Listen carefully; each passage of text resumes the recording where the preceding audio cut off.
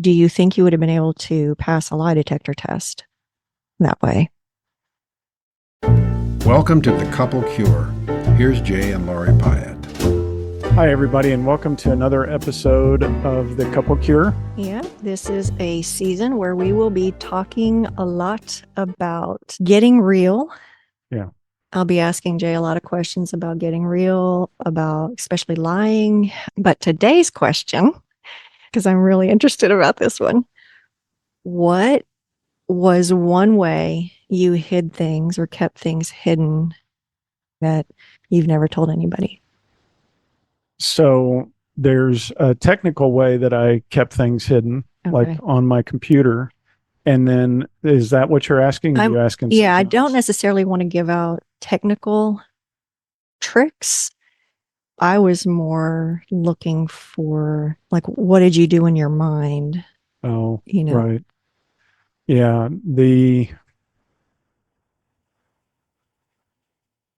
I think this is common for guys that are trying to hide things or living this double life. If I say, well, I didn't use porn today, or I didn't use porn, I might have put today at the end of that sentence in my head versus since the last time I talked to you about this, I haven't used porn. Mm-hmm.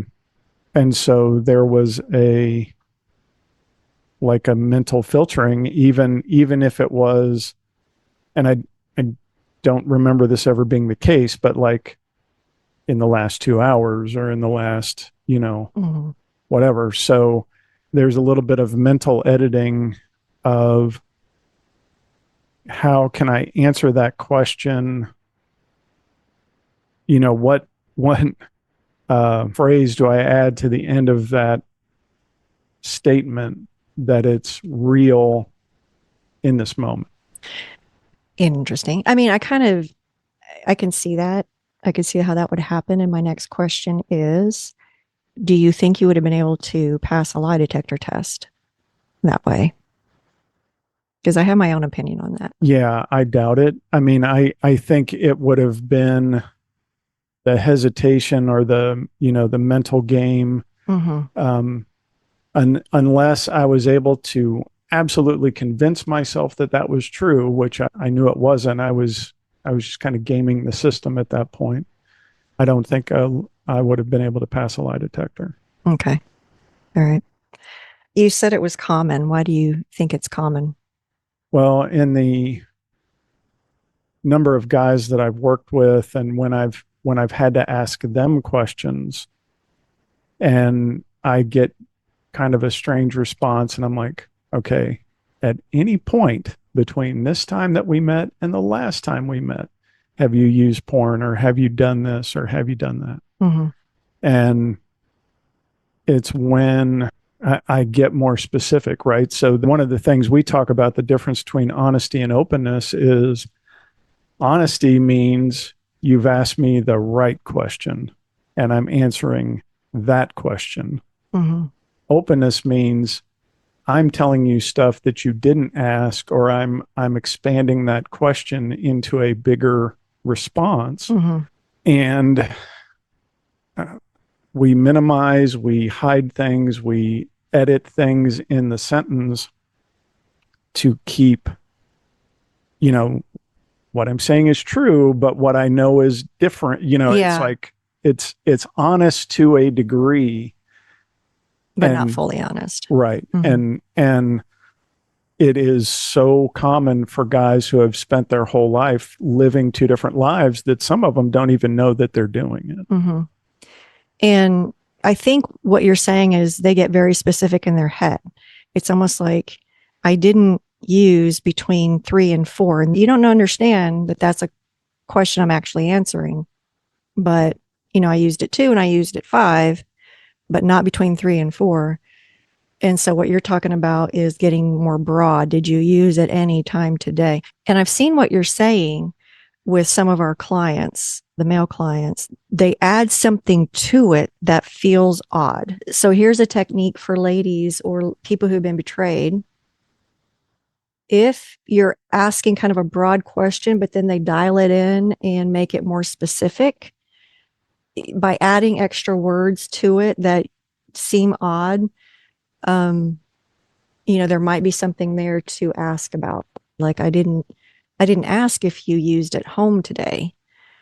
I asked if you used it at all. Right. Then there might be something to track down. And I don't like, there's ways you can track stuff down in a kind of a gentle way. One way to get to the truth, and I think I might already have this on my website, but one way to get to the truth is you just repeat back what they said. Something that has kind of a sequence to it is better than a yes no answer. That's where this technique will work. So if you ask, like, what did you do today? And they say, cut the lawn. So you cut the lawn today. And then they typically, if they're nervous, they might add in like a little bit more detail. Yeah, well, I had to rake up some leaves too, or, it's like, Or- we know that mowing the lawn takes an hour and I've been gone for 6. So what happened in the other time? And it's like, well, I had to go get gas for the mower. I had to rake some leaves, or, so prompting them to kind of fill in more details. Mhm. Yeah, I get that. But not even prompting. It's the dead space. In fact, this is one of the first things that my therapist, and I don't think I've ever told you about this, but one of the first things my personal therapist told me was, this is a way to figure out what's really happened. And she said it works for, kids too. If they give a report kind of on their own, then you just repeat exactly what you heard back to them. And then you stop right after that. And then they might feel compelled to fill in the gaps. So, Yeah. And so what I would say to the guys who are wanting to rebuild trust, to take this to a different place is, if you want to rebuild trust, guys, you have to say, when she says, well, what did you do today? When you left, I went outside. I went to the lawnmower. I found out that the lawnmower was out of gas. So I put everything in the car. I went to the gas station. Here's the receipt for me getting gas. mhm. I got gas. Here's the receipt. Came home, put gas in the mower, mowed the lawn, found that I needed to rake up leaves or rake up grass clippings or whatever. I did that for a little while. What was going on for you all day long? Because what you're trying to do, guys, is rebuild trust, not continue to leave her in a place of uncertainty. Right. Rebuilding trust is based on giving her a higher degree of certainty than what you have in the past. I mean, that's a lot of what I dealt with. Was I lived in this uncertainty with you of like, okay, ask a question, I got an answer, but I didn't get a lot of clarity. And so for the guys, they need to go that extra mile, make sure that they're adding that clarity, make sure that they're giving more details, because that helps her feel more certain and more safe. To the guys, if you started doing this out of the blue, she might go, what are you doing? And it might almost feel like you're throwing a bunch of details in there to throw her off. And I mean, any report, things can be lied about. But actually, ladies, there's one technique. So if your husband starts doing this at home, there's one technique that you can look for if he's saying that. First, you want to see if he does it in his own, on things is true. But there is one technique for this specific instruction that Jay's giving that you can know maybe he's not telling the full truth. But guys, I think what Jay is saying is just get ready to be much more transparent, much more open. Again, going back to the definition of openness and honesty. Did you already say it on this one? I might have been writing something down. To be honest is to give the true answer to a question. To be open is to offer information that either is more than what the question asked, or to say, hey, when I was out today, this is what happened, without her having to ask you to proactively offer the truth. And I think that's what you're saying, is proactively offer the truth about your day. Right. And You had a technique though. oh, I'm not going to say that out loud. No, Oh, no, okay. no. Give me a Never mind. call. Yeah. Give me a call if you want that technique, Yeah, sorry. because I do not want to make men better liars. Right. So yeah. Going back to what you said about how you played mental tricks. Do you remember any specific times that you did that? Um, I'm certain that I did that when I would come back from business trips. Really? Yeah. That I would fill in, because that was where I was actively using the most. Uh-huh. And so it would be, you know, no, I didn't use porn today, or since I Uh-huh. got on the plane, Uh-huh.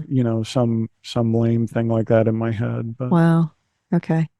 And ladies, there were tells that my husband had. So if you call me for that one technique, also ask for certain tells that at least my husband has. Yours might too. Um, but yeah, I don't know. You talk about business trips, and I just remember how much of a sinking feeling I had when you went on those. And then when you really fell off the rails is when I was like, I kind of can't wait for you to go on a business trip. I got to the point where I was just like, I have to have some time for myself. Because when he was home, it was like, okay, I'm kind of on call. And I can't even say that I was like, I don't care if you're using. I thought you were still clean at that point. yeah. And it was also 2006, 2007 time frame where we were working on a house project, and I just had this sinking bad feeling that an economic crash was coming and there was going to be a lot more homeless, and my heart just broke for homeless people. And I don't know where that came from, but that one really, really weighed on me. And this is what I've thought about since then. I don't know if the sinking feeling I was having about homelessness was because you were starting to go back to that. And I had asked my therapist back then, I was like, I feel like I was picking up on something. She said, you probably were. So, fun times. No, they were not. Not. And I, I mean, I'm sorry I put you through all that. And I'm sorry that you know, that was not a continuation. That was a full blown relapse, because I had been clean. Mhm. And I went back to something that I knew was not healthy, not productive. It was going to cause her harm. It was going to damage our relationship.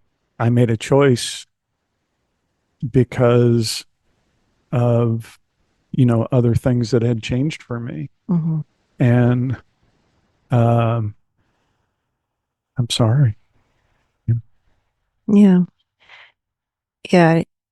We've done this long enough that talking about this it doesn't normally hurt. But when you brought up business trips, it was like, oh, I just remember how much of a sinking feeling that was for so many years. Probably, I don't know, maybe 13, 14 of those years, that it was just so afraid Right. of what you were going to get into. And little did I know he was using at home and at work. So it wasn't just business trips. Um, anyway, hopefully your husband has more self-control than a certain someone did back then. Yeah. Right.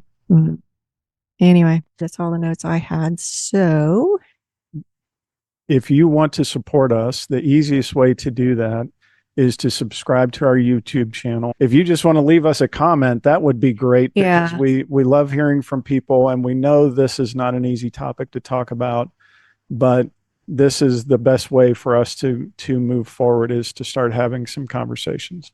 So we will see you on the next episode. all right. Bye guys. Bye. There might be something there to ask about. Yeah. So there is that. Right. And I just now realized that that thing's not plugged in. So I don't know how it's piping, but this is one of the cameras isn't plugged in, but it's coming through to the computer. So Is it going to have enough power? that's a good question.